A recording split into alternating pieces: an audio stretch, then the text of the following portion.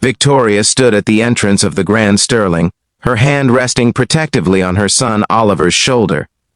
The crystal chandeliers cast a golden glow across the elegant dining room, and for a moment she felt out of place in her simple black dress.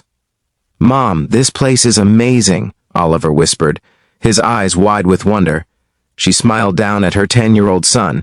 This dinner was courtesy of Richard Ashford, the billionaire CEO whose company she'd worked for as an accountant for the past 5 years. He'd invited her and Oliver as a thank you for her dedication. It was supposed to be a kind gesture. But as Richard appeared, phone pressed to his ear, barely acknowledging their presence, Victoria's stomach tightened. He gestured vaguely toward a table and returned to his call, leaving them to find their own way. They settled at their assigned table, Oliver's excitement dimming slightly.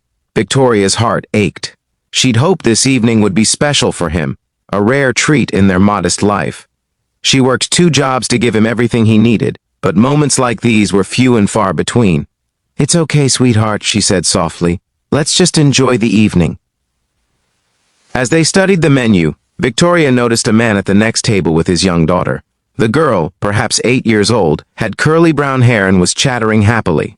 The father listened intently, his whole attention focused on her as she described something that had happened at school. The warmth between them was palpable. Victoria felt a familiar pang of loneliness. Richard finally joined them, but his mind was clearly elsewhere. Throughout the meal, he answered calls, sent texts, and spoke about business deals that meant nothing to Oliver. Her son sat quietly, pushing food around his plate, the light in his eyes fading. Then something unexpected happened.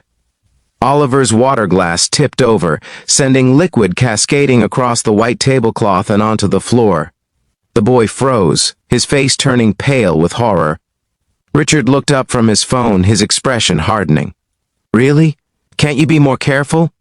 "I'm sorry," Oliver stammered, tears welling in his eyes. "I didn't mean to—" "Here, let me help." Victoria turned to see the man from the next table kneeling beside them with napkins.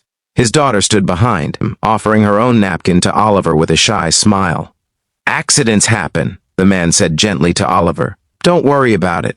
When Emma was your age, she once knocked over an entire pitcher of juice at a wedding." "Dad!" Emma protested, but she was giggling. Oliver's tears stopped. A small smile tugged at his lips. "I'm Daniel," the man said, extending his hand to Victoria after helping clean up. "This is my daughter Emma, Victoria, and this is Oliver." Richard had already returned to his phone, completely disengaged. What happened next surprised Victoria. Daniel and Emma didn't just return to their table. They stayed, talking with Oliver about his favorite video games and books. Emma told Oliver about her school's science fair. Daniel asked him about what he wanted to be when he grew up. "An architect," Oliver said, his confidence returning. "I like building things." "That's wonderful," Daniel said, and he meant it. Victoria could see it in his eyes.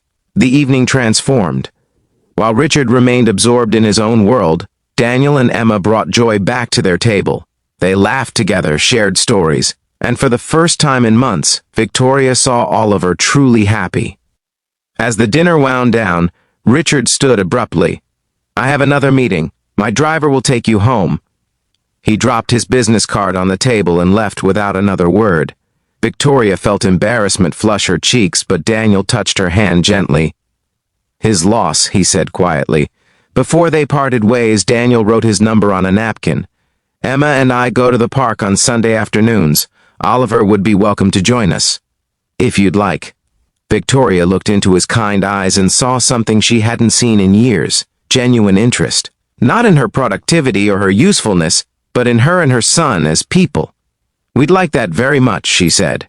As they left the Grand Sterling that night, Oliver held her hand tightly. "Mom, can we really go to the park with them?" "Yes, sweetheart. We can."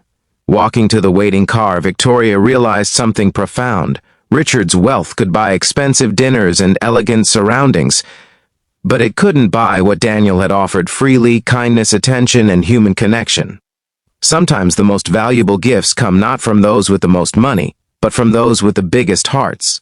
3 months later, Victoria and Daniel stood in that same park, watching Oliver and Emma build an elaborate sandcastle together. Daniel's hand found hers, and she squeezed it gently. She'd learned that richness isn't measured in bank accounts. It's measured in moments of genuine care, in laughter shared, and in the courage to open your heart to kindness when it appears. If this story touched your heart, please like, share, and subscribe for more stories that remind us what truly matters in life. Leave a comment below about a time when unexpected kindness changed your day. Your story might inspire someone who needs it.